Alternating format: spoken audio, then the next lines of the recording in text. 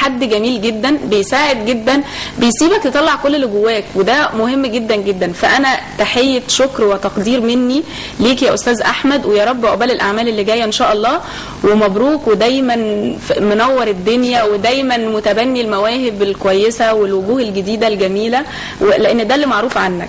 ربنا يهديكي واحييكي واتمنى التوفيق، وان شاء الله يعني تبقي نجمه كبيره في الفتره القليله القادمه باذن الله. استاذ احمد بشكرك جدا وشكرا ليك، كل سنه وحضرتك طيب. الوقت خلاص انتهى، بس انا عايز اعرف استاذ اشرف سالم هتقولي عنه ايه؟ استاذ اشرف سالم هقول عنه اكشن. طيب السؤال اللي كنت عايزاه نساله ما سالتوش. السؤال اللي كنت عايزاك تسأله وانت ما سألتوش؟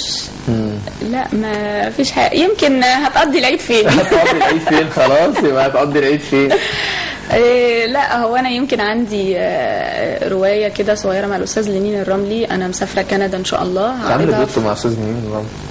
يمكن دي ثالث رواية، بس هو من الكتاب برضو الجمال جدا اللي بيقدموا مواضيع هادفة.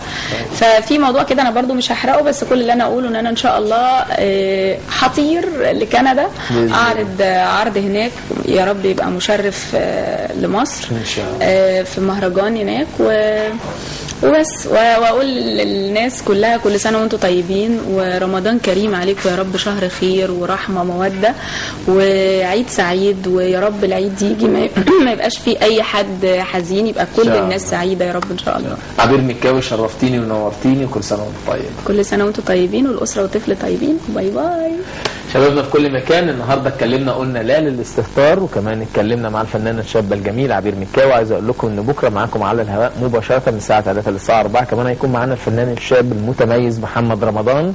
في النهايه بقول لكل سنه المشاهدين ما تنسوش مواعيد البرنامج 3 و4 وخميس وجمعه على الهواء مباشره من الساعه 3 للساعه 4. في النهايه بقول لكل سنه المشاهدين رمضان كريم.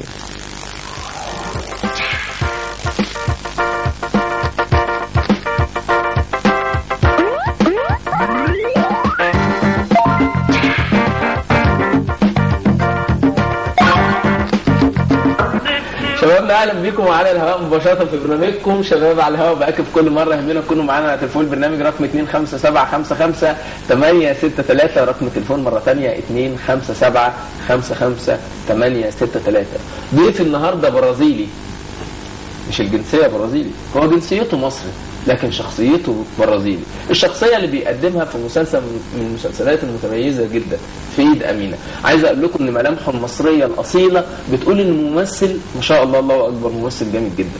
مش عايز اتكلم